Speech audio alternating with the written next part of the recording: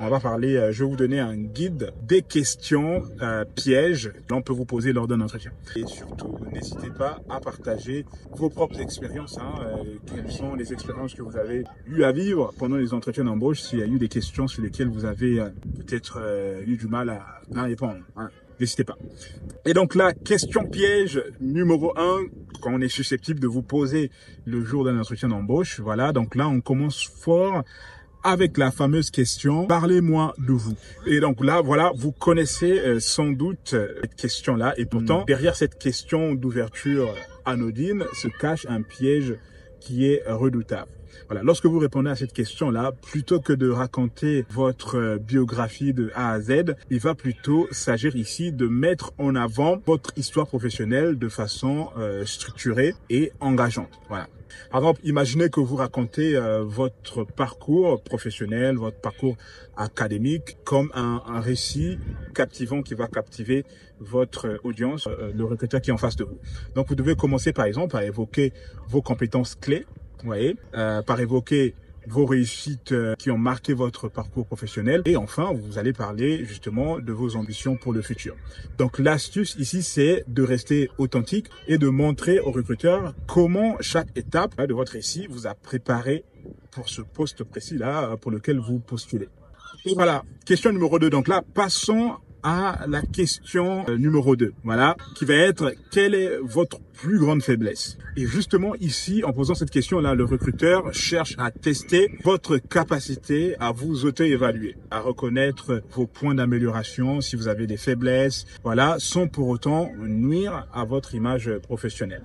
Et donc, une astuce que je peux vous donner ici, en répondant à cette question, ça va consister à choisir une faiblesse réelle, voilà, mais une faiblesse sur laquelle vous avez déjà travaillé ou une faiblesse sur laquelle vous êtes en train, voilà, de travailler, vous êtes en train d'améliorer. Donc, vous devez expliquer de manière concrète au recruteur comment vous avez transformé ce point faible-là en une opportunité d'apprentissage qui vous a permis justement d'exceller dans votre vie professionnelle. Et puis, n'oubliez pas que le but ici, en répondant à cette question, ça va être de montrer que vous êtes plutôt quelqu'un de proactif et que vous avez le sens de l'initiative et que vous êtes capable de faire une autocritique de vous-même ou d'être proactif pour aller chercher des solutions pour vous perfectionner.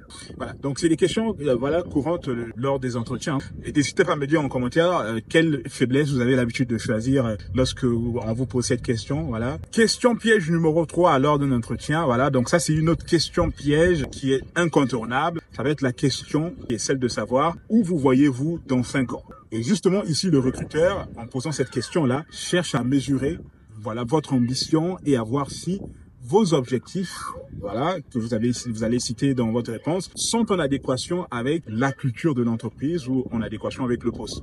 Donc, la clé ici, ça va être d'exprimer clairement vos aspirations professionnelles sans pour autant paraître trop prétentieux. Donc, il ne faut pas trop en faire non plus. Vous pouvez parler de votre désir d'évoluer, par exemple, votre désir d'acquérir de nouvelles compétences, de nouvelles connaissances, et puis aussi parler de votre désir de contribuer justement à la croissance de l'entreprise pour laquelle voilà, vous voulez travailler. Et donc, pensez justement à relier votre réponse, voilà, la réponse que vous allez donner aux valeurs de l'entreprise et à montrer que vous êtes un candidat qui est capable de planifier son avenir de manière réfléchie et que vous savez où vous allez exactement dans votre carrière. Et question piège numéro 4 que l'on pourrait vous poser lors d'un entretien, c'est la question de savoir pourquoi devrons-nous vous embaucher? Ouais.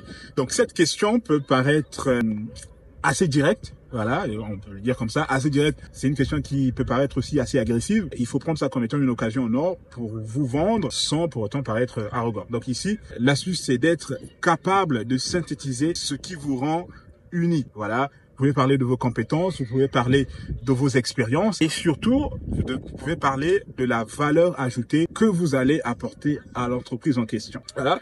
Et très concrètement, vous pouvez justement, en répondant à cette question, raconter une histoire où vous avez résolu un problème complexe ou peut-être une histoire dans votre vie professionnelle où vous avez mené un projet voilà, à succès en illustrant vos réalisations. En gros, parler de vos réalisations, quoi, voilà. Parler de vos réalisations, de ce que vous avez accompli, parler de ces réalisations avec des exemples précis. Donc, vous pouvez prendre des exemples précis, voilà, dans votre vie professionnelle passée. Donc, n'hésitez pas à être voilà, authentique, à montrer votre passion pour le métier, pour votre job, voilà, pour le poste auquel vous postulez. Et c'est aussi votre moment pour justement briller.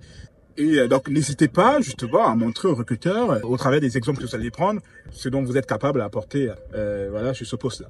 Question piège numéro 5 que l'on peut vous poser le jour de votre entretien, ça va être la question « Parlez-moi d'une situation où vous avez dû gérer un conflit ».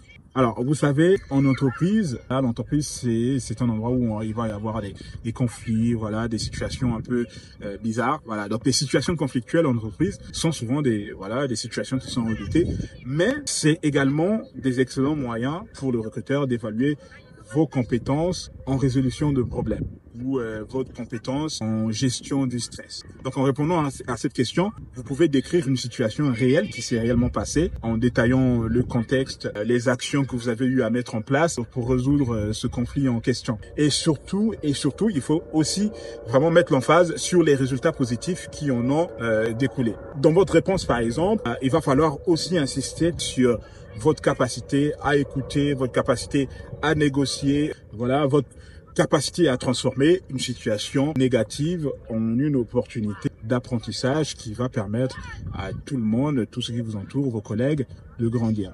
Et voilà, donc, et n'hésitez pas, voilà, comme j'ai dit, si vous avez des anecdotes marquantes dans ce sens-là, n'hésitez pas à partager cela le jour de l'entretien, si jamais cette question vous est posée. Question piège numéro 6 que l'on peut vous poser le jour d'un entretien d'embauche, ça va être la question « Que feriez-vous si vous étiez en désaccord avec votre supérieur hiérarchique ou avec votre manager ?» Voilà. Cette question-là, c'est clairement une question piège qui va tester votre diplomatie et votre sens de l'initiative. Parce que le recruteur veut savoir, il veut s'assurer que voilà, vous êtes quelqu'un qui va être en mesure d'exprimer vos émotions ou votre opinion de manière constructive et que vous êtes quelqu'un qui est capable de défendre ses idées sans pour autant créer des conflits inutiles. Vous voyez ? Et donc justement, dans votre réponse, il va falloir que vous montrez au recruteur que vous êtes quelqu'un qui est à l'écoute, que vous savez proposer des solutions alternatives et que voilà, vous êtes quelqu'un, vous privilégiez le dialogue, même quand vous avez un désaccord avec votre supérieur hiérarchique, vous êtes capable d'écouter et de proposer des solutions alternatives de manière assez paisible, voilà, sans pour autant créer des conflits. Donc, ce que vous devez faire, ce que vous devez inclure dans votre réponse, ça va être d'expliquer dans votre réponse comment vous aborderiez une discussion difficile avec votre manager, par exemple, tout en mettant l'accent sur le fait que vous allez rechercher un compromis qui va être bénéfique pour tous. Voilà. N'hésitez pas à me dire aussi vos idées voilà, par rapport à cette question. Si jamais on vous pose cette question ou on vous a déjà posé cette question, quelle a été votre réponse, par exemple. Voilà. Et voilà, question piège numéro 7 que l'on peut vous poser lors de votre entretien, ça va être « Est-ce que vous avez des questions pour nous ?» C'est une question qu'on va vous poser à la fin de l'entretien. Donc là, on arrive à la fin de l'entretien, donc ça va être une question qui va clore justement l'entretien. Est-ce que vous avez des questions pour nous? Alors, je veux dire ici que cette question peut être un piège. Voilà, ça peut être une question piège. Pourquoi? Parce que un silence ou une réponse négligée de votre part peut laisser penser que voilà, vous n'êtes pas suffisamment intéressé par le poste. Quand on vous pose cette question, il faut vous dire dans la tête que c'est l'occasion pour vous d'en savoir plus sur l'entreprise, sur la culture interne, ou encore c'est l'occasion pour vous de poser des questions avec des perspectives d'évolution. Donc, il faut poser des questions pertinentes qui vont démontrer que vous avez fait vos recherches sur l'entreprise et que vous envisagez votre future collaboration avec l'entreprise là sur le long terme. Voilà. Donc, il faut bien choisir ces questions. Il faut poser des questions pertinentes sur la culture de l'entreprise, sur les perspectives d'évolution, sur le style de management. Voilà, vous intéresser à l'entreprise, à ce que l'entreprise fait. C'est vraiment une occasion pour vous de faire peut-être une dernière bonne impression aux recruteurs. Et donc voilà, on a passé en revue ces quelques questions pièges les plus courantes que l'on peut vous poser le jour d'un entretien d'embauche. Et je l'espère, voilà, que vous avez maintenant les clés en main pour répondre avec assurance et authenticité à ces différentes questions-là. Voilà.